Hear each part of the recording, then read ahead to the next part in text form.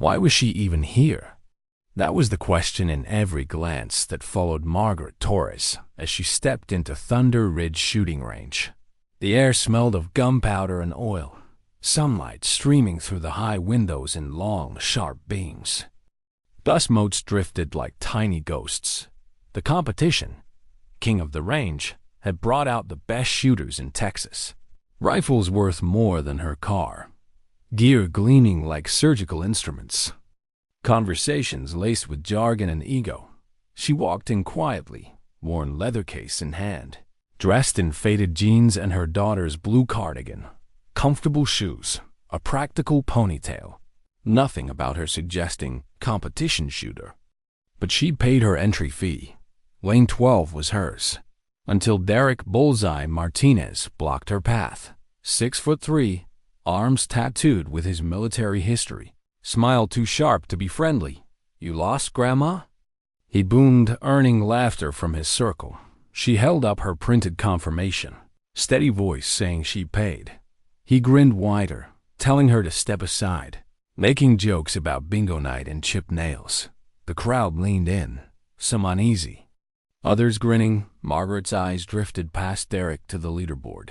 And there it was, Roberto Torres, 1987, 487 points. Her late husband's name, frozen in time. It hit her like a live current. Not dead, not forgotten. Not yet. I'm not going anywhere, she said. Derek laughed. But something inside her had already shifted. She walked to lane 3 in the beginner's section, each step carrying the weight of stairs and whispered dismissal. Derek's voice carried over the range, each shot of his rifle followed by cheers. Margaret ignored it. She set her case on the metal table, spun the lock. Combination with hands that trembled, not from nerves, but from the rush of memory. The rifle inside was more than a weapon, walnut stock aged for years, a custom barrel, a German scope. Built by Roberto's hands in their first El Paso apartment. This case had traveled with them across 2 countries. Through competitions where she wore men's clothes and a baseball cap to pass as Men Torres. The shooter no one knew was a woman back then. The world wasn't ready for a female marksman who could beat the men. Now, maybe it still wasn't. But Roberto had trained her for more than winning. For control, for precision, for the discipline that let you stand silent when mocked, only to answer with results. As she assembled the rifle, Eddie Ramirez, the rangemaster, watched with growing recognition. He'd known Roberto, known the quiet stories of My Maria. A shooter better than him, hidden from the spotlight. Eddie knew what the crowd didn't. The woman in faded jeans might be the most dangerous competitor in the room. Hours later, Derek's final score glowed. 484 points.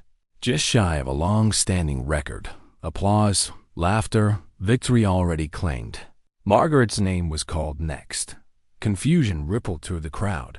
She carried her rifle to lane 12 with the calm of someone who had done this more times than anyone suspected. Derek muttered about her hitting the frame. If she's lucky. Margaret ignored him.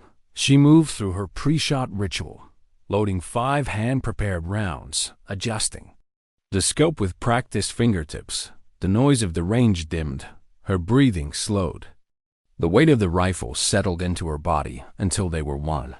Shooter ready, the range officer called. Ready, she whispered.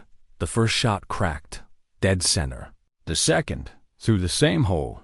Then the third, the fourth. The fifth. When she finally lowered her rifle, the grouping on the target was so tight it looked like one bullet had passed through. The scoreboard blinked. 5,498 out of 550. Impossible. Unthinkable. And yet, there it was. She hadn't just broken the record, she'd shattered it. For 17 seconds, there was only silence. Then the range erupted. Someone shouted. Cameras came out. Derek pushed forward, pale now, staring at the single ragged hole in the target. Not possible, he muttered. But it was Patricia, the range officer, stood frozen. Eddie wiped tears from his face. Margaret packed her rifle with the same care she always had. As if the chaos behind her didn't exist, when she finally spoke, her voice was steady. "My name is Margaret Torres. Roberto Torres was my husband." The name fell over the crowd like a weight. Whispers spread. The mysterious man Torres wasn't a man at all. She had been hiding in plain sight, beating the best for years. Under a false name, Derek stepped forward, hat in hand. His voice cracked. "Mrs. Torres, I owe you an apology." He struggled, but the words were real. She accepted, but not without a lesson. Respect isn't given based on appearance or age. It's earned and shown to everyone, until they prove they don't deserve it. The crowd shifted. People who had laughed at her earlier now looked away in shame. Phones recorded her every move. Within hours, her story would be online, sparking conversations about prejudice, talent, and the quiet power of those underestimated. A reporter pushed through. "How does it feel to break a record that stood for 30 years?" Margaret closed her case with a click. Records are numbers. What matters is remembering you can't judge someone's ability by how they look or how old they are. The most dangerous opponents are the ones everyone underestimates. She wasn't interested in prize money, but teaching. Maybe Derek asked to be her student. She agreed, starting with the fundamentals of shooting and of being a decent human being. Weeks later, her phone rang constantly with requests for lessons. She chose her students carefully, valuing humility and respect over money. Thunder Ridge hung a plaque for her record and rewrote their policies to ensure respect for all shooters. Derek became one of her most dedicated students, using his voice to change the culture he once embodied. Margaret's story spread far beyond the range. Magazines, conferences, interviews, but she stayed grounded. This was for Roberto, for the lessons he'd passed to her, for the young shooters who'd come after. Sometimes she stood alone at the range, the air quiet except for the weight of memory. She could almost feel Roberto's hand on her shoulder, his voice low. "They'll see you one day." And they had, because sometimes dignity doesn't speak, it simply acts. She walked toward lane 3, as if carrying not just a rifle case, but the full weight of the crowd's judgment on her shoulders. The beginners section. Even the name sounded like an insult after Derek's performance. Prime lanes. Or for the serious shooters, close to the judge's table and the leaderboard. Out here, the fluorescent light was harsher, the shadows unflattering, the padding on the lane dividers worn thin. This was where the novices fumbled with rental. Rifles and over-tightened earmuffs, where the range officers kept one eye out for safety mistakes. The metallic hum of the ventilation fans filled the air. Every so often, the sharp, percussive crack of a high-powered rifle rang from the premium lanes, followed by the muffled buzz of the digital scoring system announcing points. Derek's voice was a constant in the background, booming with the self-assured rhythm of a man who had already decided the day was his. "Watch and learn, people," he called out, punctuating each sentence with another flawless shot. His group of admirers laughed, clapped, and chattered, feeding off the confidence that rolled off him like heat. Margaret ignored it. She set the case on the cold, scarred metal table of lane 3 and drew a breath. Slow, deliberate, the familiar smell of old gun oil drifted up. Grounding her, she reached for the worn brass combination lock, her arthritic fingers stiff at first, then loosening as the wheel clicked each number into place. The case opened with a sigh, as though it, too, remembered all the years it had traveled with her. Inside, everything was where it had always been. Black foam cut to fit each piece with surgical precision. The soft cloth folded neatly over the walnut stock to protect it from scratches. The stock itself had been carved by Roberto from a single piece of wood, aged for half a decade before his hands even touched it. Its grain was warm, flowing like water frozen in motion. The custom barrel had the muted glow of 1,000 careful polishes.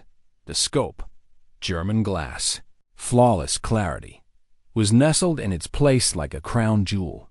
No one watching her would have guessed the case was older than some of the shooters here, or that it had crossed two borders, slipping into matches where the name on the entry sheet didn't match the person behind the trigger. Back then, she hadn't been Margaret Torres. She'd been Men Torres, a name that worked well enough on paper to keep questions at bay. Hair tucked under a baseball cap, baggy jackets that hid her frame, silence was her ally. When she won, it was just a name on a sheet. No questions, no congratulations, and that was fine. Winning had been the answer.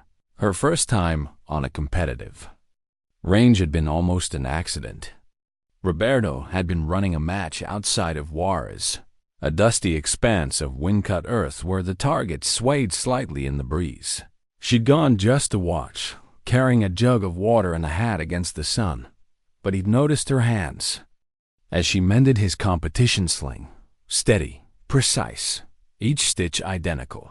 "You could be extraordinary," he told her, pressing the cool weight of the rifle into her palms.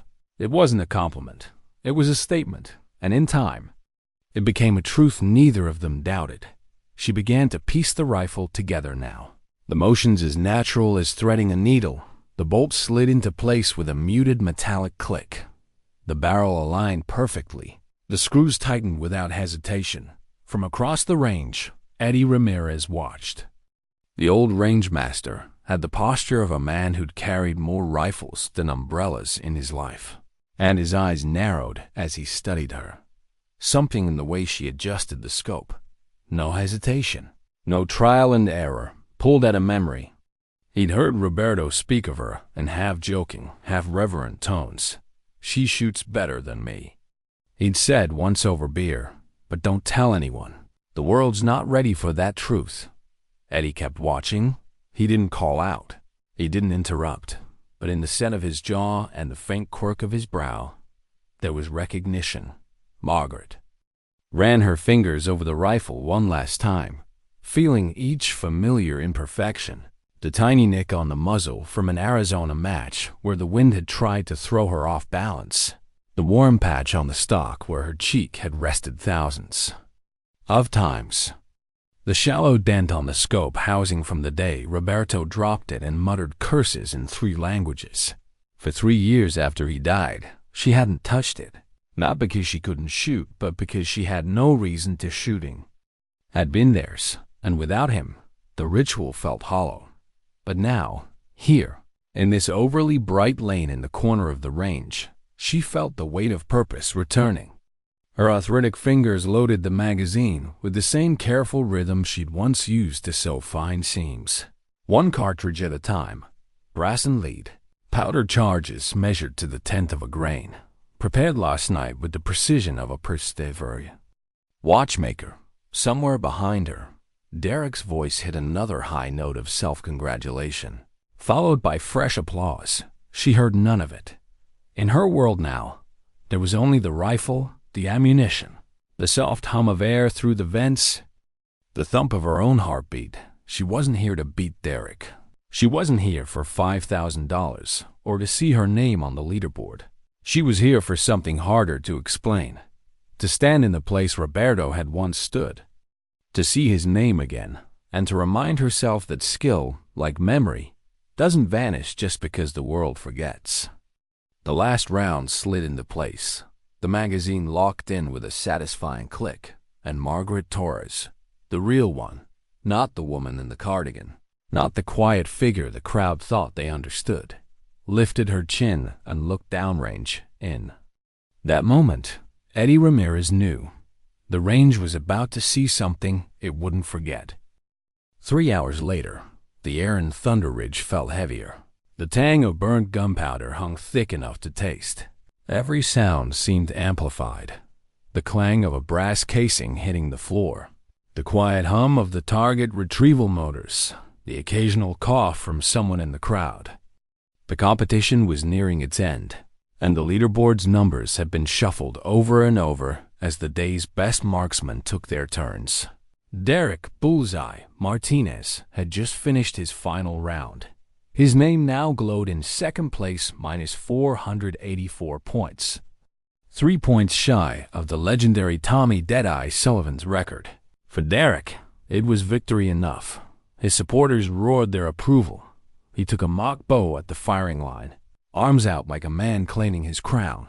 "Not bad for an old soldier," he said, his voice pitched to Carrie. "Record's mine next time. But today's prize money? As good as in my pocket."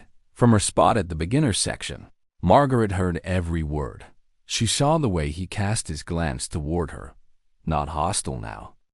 Just dismissive, as if she were nothing more than part of the audience. Then Patricia, the range officer, consulted her clipboard, eyes scanning down the names.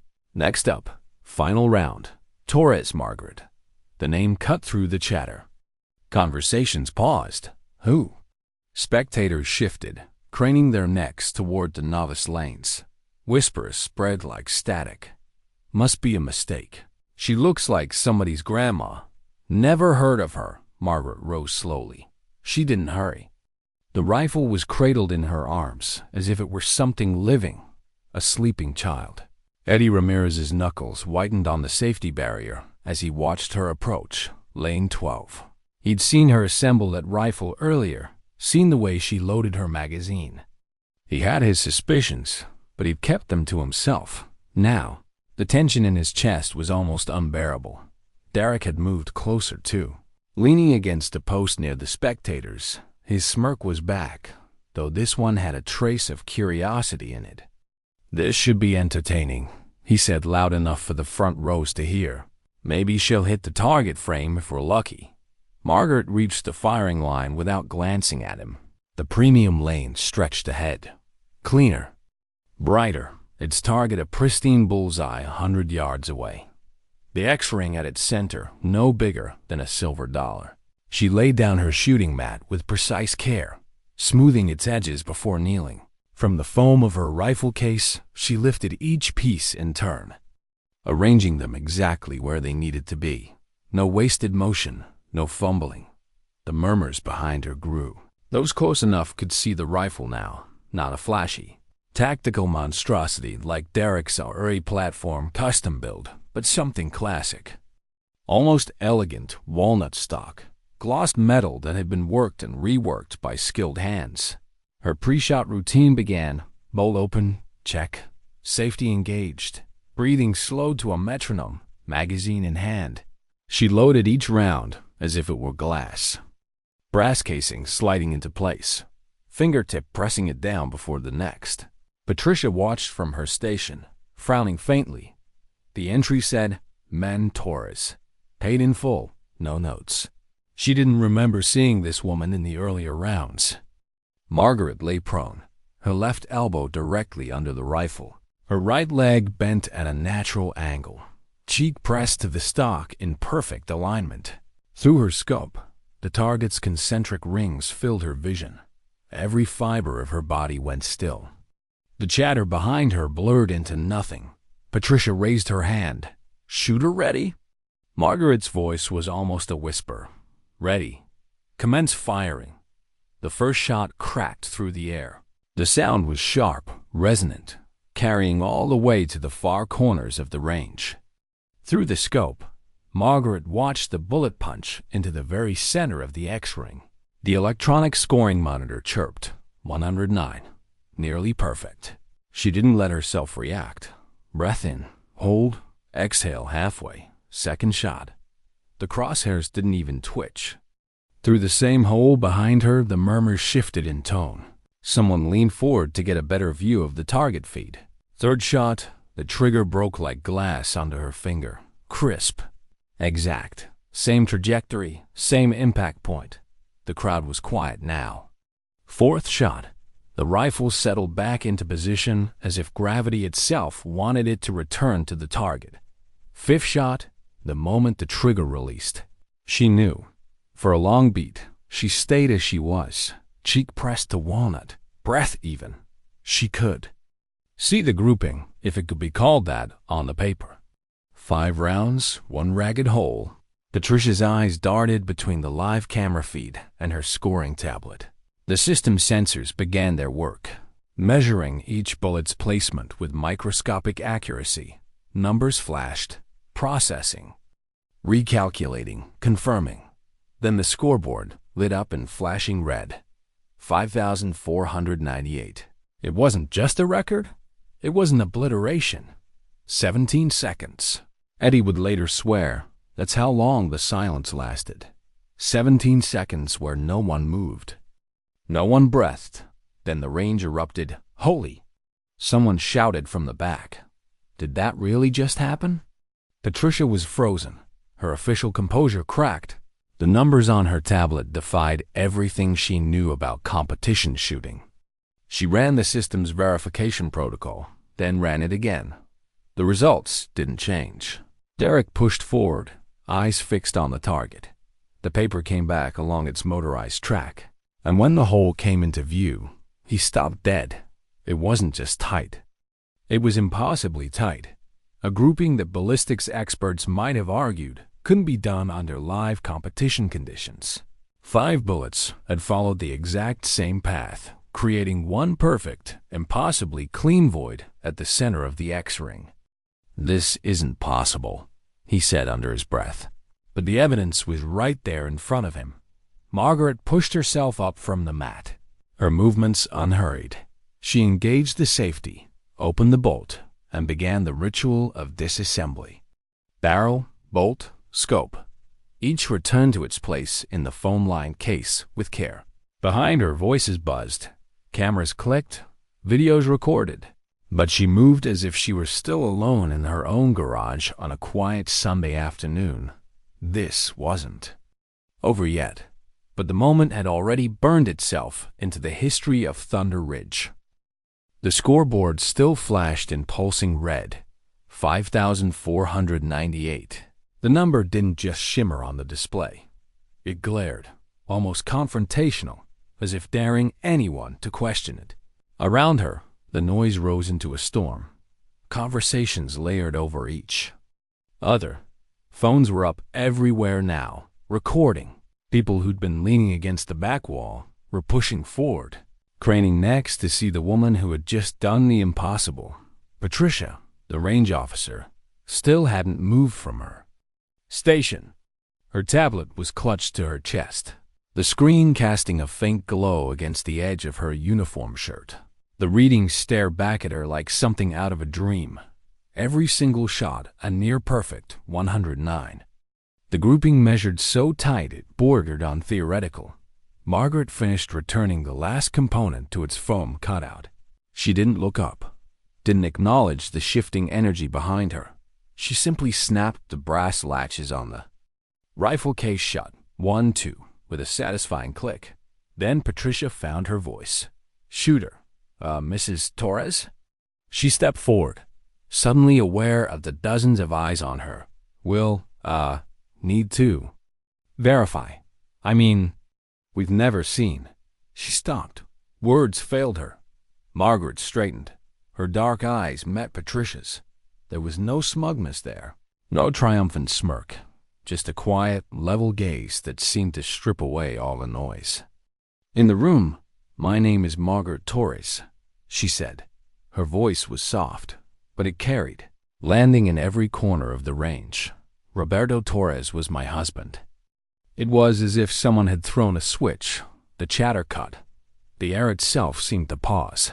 Roberto Torres, the name wasn't just known here. It was legendary.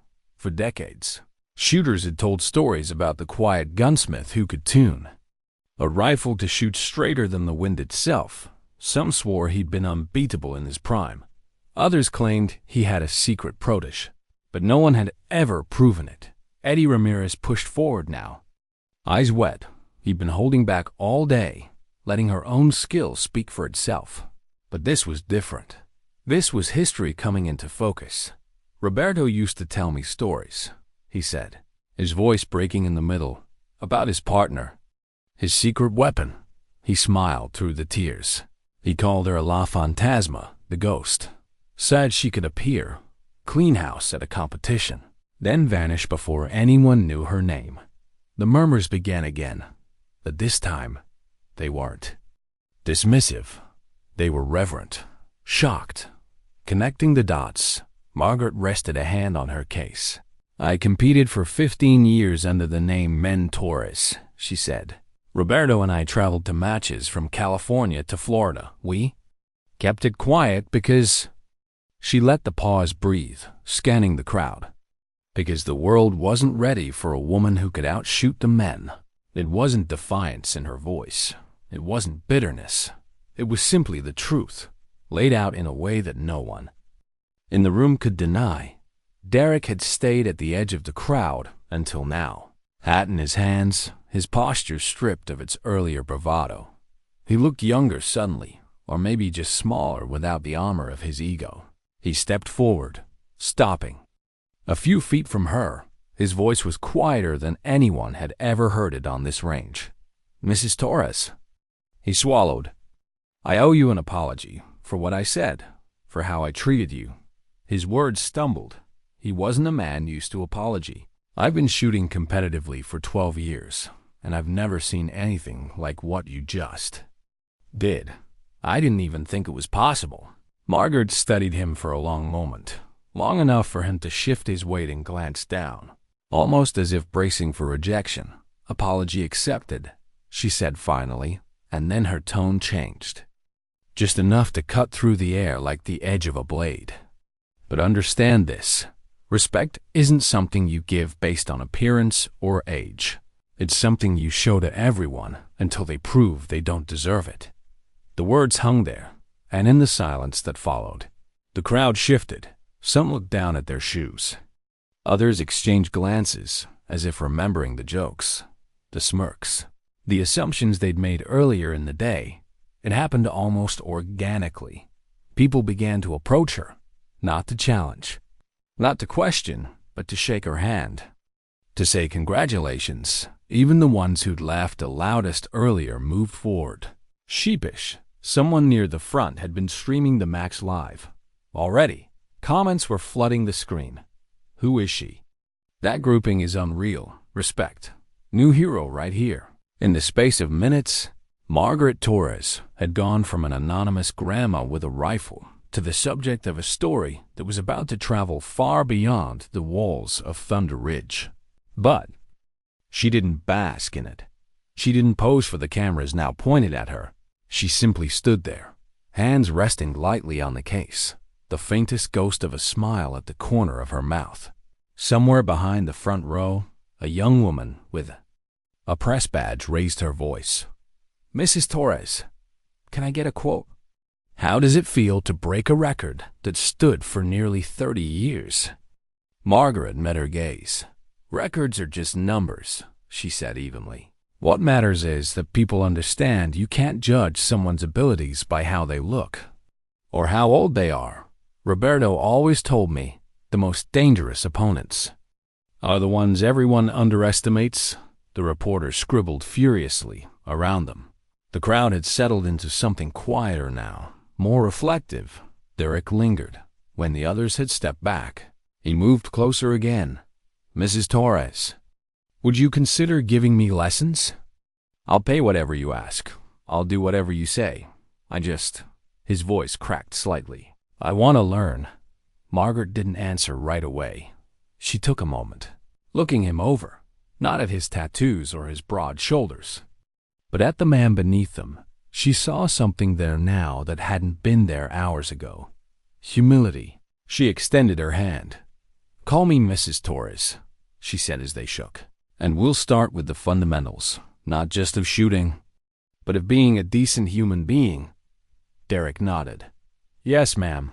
And for the first time that day, he meant it. The crowd eventually thinned, but the echo of the moment lingered in the air. Even with the scoreboard reset for the next day's use, people kept glancing at it, as though half expecting her number to reappear in bold red lights. Margaret stayed until the range began to close, not because she was soaking in the attention. She wasn't, but because packing up slowly gave her space to think. Roberto's name had been on that leaderboard when she walked in. Now hers was burned into the history of the place. But instead of feeling like she had taken something from him, she felt like she'd returned something. when she finally stepped. Outside, the Texas sky had turned to deep blue, the air cooling with the promise of evening. She slid the rifle case into the trunk of her old sedan. The metal hinges squeaked. They always had. Derek stood near the parking lot, hands in his pockets. No entourage now, no smirks. Just a man who had been reminded of what he didn't yet know. He gave her a small nod as she passed. It was enough. The calls started the next morning. The first came from a friend of Eddie's, a match organizer out in Arizona. "Heard what you did, Mrs. Torres." The voice said, full of awe, "You ever thought about teaching?" The second was from a young woman whose father had been in the crowd yesterday. "I've been shooting for a year," she said shyly, "but I've never seen a woman do what you did, would you? Maybe teach me." By the end of the week, she'd stopped counting after 30 messages. Some were from experienced shooters who wanted to study her form. Others were from complete beginners who didn't know a safety from a trigger guard. A few were from men whose tone made her think they weren't really looking for instruction.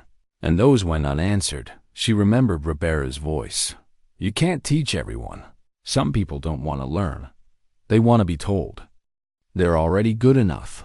So she set rules. She wouldn't teach someone because they had the money. She would teach them because they had the humility. Thunder Ridge changed almost overnight. It wasn't official policy at first, but after the competition, Eddie and Patricia sat down with the owner. They didn't sugarcoat it. The way Margaret had been treated at the start was unacceptable. They wanted new standards in place within a month. The range posted a code of conduct. No dismissive talk about someone's age, appearance, or background. No mockery on the line. First offense, warning. Second offense, gone for the day. Third offense, membership revoked. Some members complained, called it soft. But others, a lot of others, said it was about time, and when they pointed to Margaret's record still hanging on the wall, arguments tended to die in people's throats.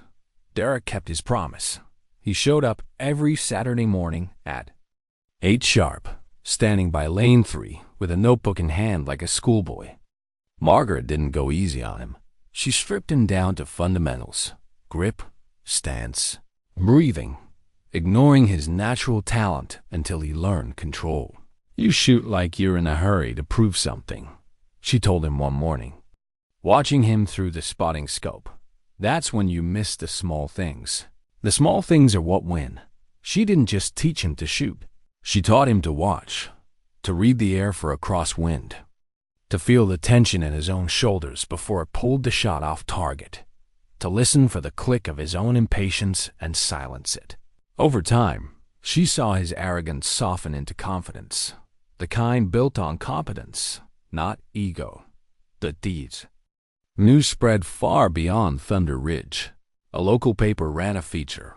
From the shadows to the leaderboard, the ghost returns. Then a shooting sports magazine called, wanting a full interview. Clips from the competition went viral online, racking up millions of views. Comment sections filled with phrases like, "Reminds me of my grandma," "Absolute legend," and "Never underestimate quiet people." Some invitations were tempting. Championships, exhibitions, cash prizes. But she turned them all down. Competing had been her past. Teaching was her future. When asked why, she always gave the same answer. Records fade. People don't. What you pass on lasts longer than your name on a wall. Her classes were small. Never more than 5 students at a time. She kept them personal. Sometimes they shot at Thunder Ridge. Sometimes at the smaller, windier range outside of town. And always. The first hour wasn't about shooting at all. She'd talk about respect for the rifle, for the target, for the people on the line beside you. She'd talk about listening before speaking, watching before acting, more than once. She sent a student home for laughing at another's mistake. Word got around by the end of the year. Her wait list was longer than the range's own membership roster. She didn't seek praise, but one afternoon, months after the record-breaking day, Eddie came to find her on the line. He had something in his hand, a small plaque. freshly engraved beneath her score and date. It read, "For showing us that skill has no age and respect has no uniform." She traced the words with her fingers, her throat tightening. "Roberto would have liked this," she said softly. Eddie smiled. "I think he'd have liked what you've done even more." By spring, her name was no longer just a story whispered at Thunder Ridge. It had traveled, first to neighboring ranges, then to shooting clubs across the state, and soon into places she had never set foot, competitors in Arizona, New Mexico. And even as far as Maine spoke her name with a tone somewhere between admiration and curiosity. She didn't advertise. She didn't need to. Her reputation arrived before she did. It was a Saturday morning when the first invitation came from outside the shooting world. A veterans group asked if she would speak at their annual gathering. Not about records or firearms, but about resilience. She almost said no. Public speaking had never been her arena. But then she thought about Roberto, about how many times he told her that skill wasn't just for yourself. It was for the people who needed to see it done. So she stood in front of 200 men and women, most of them decades younger, and talked not about bullseyes, but about what it felt like to be told to step aside, about the choice you have in that moment, to leave quietly or to make the noise your own way. Afterward, a young woman in a wheelchair rolled up to her. She didn't say much, just, "I'm gonna start shooting again." But her eyes held something Margaret recognized instantly, a decision made. The calls multiplied, not just from shooters, but from schools, women's groups, even corporate leadership events. They wanted her story, but they didn't really want the details of calibers or trigger pulls. They wanted the moment. That moment, the quiet woman on lane 12 who didn't argue, didn't shout, didn't try to prove herself with words and then let 5 shots answer everything. She told them all the same thing. "I didn't go to that range to teach anyone a lesson. I went to shoot. The rest happened because people assumed the wrong things." Back at Thunder Ridge, her Saturday classes had become something like a ritual. Students came early, often before sunrise. They set up the mats and targets themselves without being asked. They had learned quickly that she noticed everything, how they treated each other, how they handled the equipment, even how they reacted when someone else shot better than they did. Derek was still there every week. The arrogance that had once filled his voice was gone. In its place was a deliberate calm, the kind that comes from getting your ego handed back to you and deciding to do something about it. One morning, between drills, he handed her a small envelope. Inside was a faded photograph. Roberto, 20 years younger, standing with a rifle over his shoulder, grinning at the camera. "Found it in my dad's old box of range photos," Derek said. "Figured you should have it." She didn't say much, just traced Roberto's outline with her thumb before tucking the photo into her cardigan pocket. But Derek caught the way her eyes softened. She never let her students forget that marksmanship was a craft. It's not the rifle that makes the shot. She'd tell them, it's the choices before the shot. Where you put your feet, how you hold your breath, when you decide not to pull the trigger. More than once, she walked away from a perfect setup, leaving the rifle loaded but untouched. When asked why, she'd answer, "Because not every shot needs to be taken. That's part of knowing you're in control." The lesson landed not just in their shooting, but in the way they carried themselves off the line. Her influence reached farther than she could track at a state championship. In Austin, 2 of her students, both teenage girls, placed in the top 10. A quiet 19-year-old from her class in El Paso wrote her a letter saying he'd been offered an ROTC scholarship. An older woman from her wait list sent her a video of hitting her first 300-yard target. Tears streaming down her face, Margaret kept every letter, every photograph, every clipping. She stored them in the same case where Roberto's medals were wrapped in tissue. Late one evening, long after the last class had gone home, she stayed at the range alone. The Texas night pressed in at the windows. The quiet broken only by the hum of the air system, she set up lane 12, the same lane where everything had changed, and laid out the rifle. She didn't need to practice. She didn't need to prove anything, but she wanted to feel it again.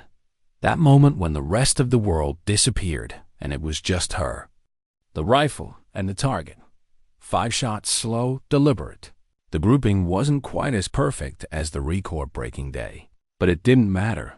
She smiled, tilting her head slightly as if listening. She could almost hear Roberto's voice beside her, warm with quiet pride. "That's my Maria." By late summer, Thunder Ridge didn't look or feel quite the same. The walls were cleaner, the benches freshly painted. A small bulletin board by the entrance displayed upcoming events, posted alongside range rules that were now written in plain. Direct language. Respect every shooter. Skill has no age, gender, or uniform. It hadn't been an overnight shift. Change never was. But the day Margaret broke the record had planted something in the air, and Eddie and Patricia had been determined to make it grow. Members noticed it first in the way people spoke to each other on the line. The snide remarks that used to pass for humor were fewer, the sideways glances less sharp. It wasn't that the competitive edge had dulled, far from it, but something had replaced the need to establish dominance before a shot was even fired. Margaret never called it her doing, but she saw it. She heard it in the way newer shooters weren't afraid to ask questions. She noticed it when women came to the range without bringing someone to vouch for them. Derek had changed more than most.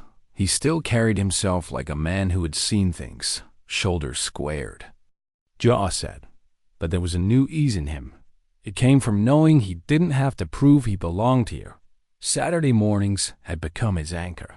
He arrived early, unprompted, setting up targets before class, checking that the spotting scopes were clean. Sometimes, when no one else was listening, he admitted how much his life outside the range had shifted too. Fewer bar fights, fewer impulsive bets, more time at the gym for discipline instead of escape. One day, between drills, he said, "You know, if you'd humiliated me like I probably deserved, I'd have walked away and told myself you just got lucky." Margaret didn't look up from adjusting her scope. And because you didn't, I had to ask why. Had to stick around and figure it out. She didn't answer right away. She just gave a small nod, and that was enough for him. Her students were changing the range in their own ways. 2 teenagers she'd mentored now worked part-time at Thunder Ridge, showing newcomers how to handle safety gear before they even touched a rifle. A retired Army medic who joined her class started a weekly women's night, not as a closed group, but as an open invitation for any female shooter who wanted to learn without feeling outnumbered. Eddie said he hadn't seen this kind of community spirit in decades. "Feels like the old days," he told her one afternoon as they locked up. "Before it got all about trophies and sponsorship deals." Margaret smiled faintly. "Maybe it's not about going back. Maybe it's about finally doing it right." The plaque with her record score hung just inside the main hall, lit by a small overhead spotlight.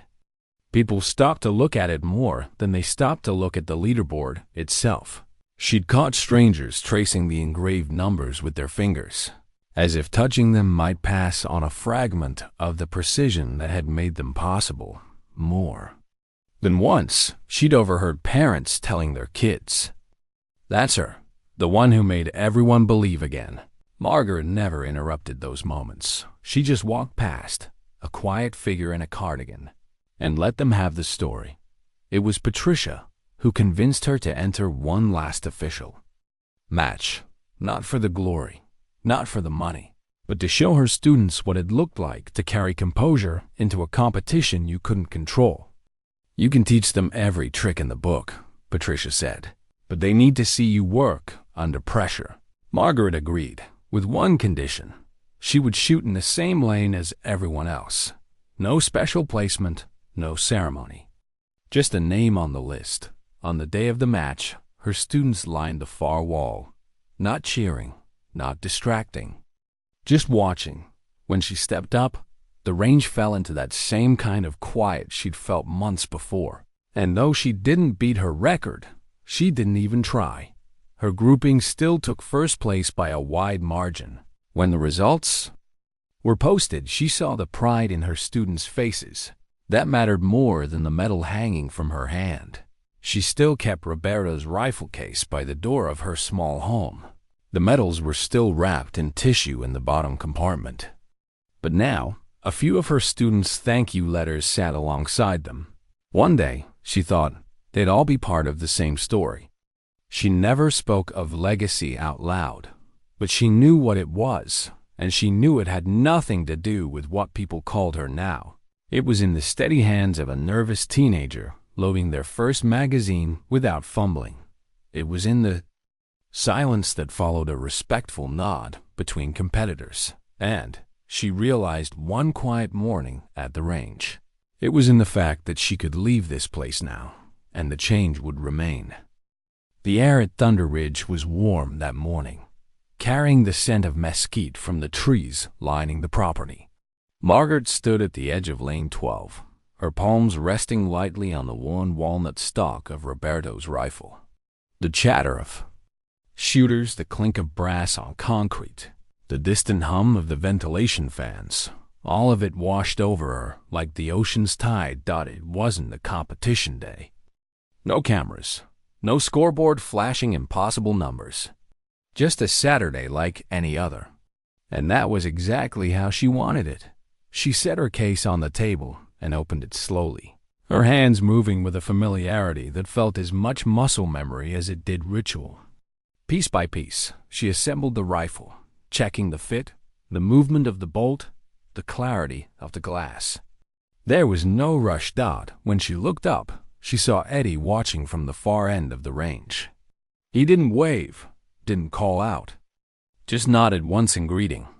She returned the nod. Derek was here too, working with two new shooters she'd introduced him to last month.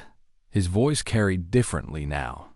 It didn't have that edge, that undercurrent of needing to prove himself. It was patient, precise. He looked, Margaret thought, like a man who understood what it meant to pass something on. She lay prone on the mat, cheek to stock, scope filling her vision with the target downrange. The X-ring shimmered faintly in the morning heat. Her breathing slowed. In, out, half breath, hold. The crosshairs settled. The shot broke. Cleaned out. She didn't fire another right away. She wasn't here to measure herself against a number anymore. She was here to feel the weight of the rifle in her hands, the way the recoil traveled into her shoulder, the faint smell of powder curling into the air. After the second shot, she lowered the rifle and let her gaze linger downrange. The grouping was tight. Not perfect, but close enough to make her smile. She thought about how far the ripples had traveled from that one afternoon months ago, the day she'd been told to step aside. She thought about the quiet young woman in the wheelchair who'd taken up shooting again, about the teenagers whose confidence grew not from their scores, but from the respect they'd earned on the line, about the small changes in posture, tone, and eye contact she'd seen at the range, changes that seemed invisible to outsiders, but meant everything to those who noticed. And she thought about Roberto, not the legend other shooters talked about, but the man who had built this rifle in a cramped apartment garage, sanding the stock late at night while humming a tune she still couldn't name. When she packed up, she lingered over the case a moment longer than usual, her fingers brushing the small compartment at the bottom where the medals and letters were kept. She imagined someone opening it years from now, finding the history tucked inside, piecing together who she'd been. But that was the future. Today, she had another class to teach. The sun was dipping low by the time she left. The Texas horizon stretched wide, painted in bands of gold and rose. She rolled down the driver's side window and let the warm wind move through her hair as she drove, the rifle case secure in the back seat. The road ahead was quiet, open. She could almost hear Roberto's voice beside her, that half smile in his tone. They see you now. And she found herself answering aloud, the corners of her mouth lifting. Yes, but they see more than me. Because the truth was, the story had never really been about a record dot. It had been about the space between dismissal and recognition. About what you choose to do when the world underestimates you. And she knew, with the kind of certainty you don't need to say out loud, that the real work wasn't in the shots she'd taken, but in what those shots had left behind. Sometimes, dignity doesn't speak, it simply acts.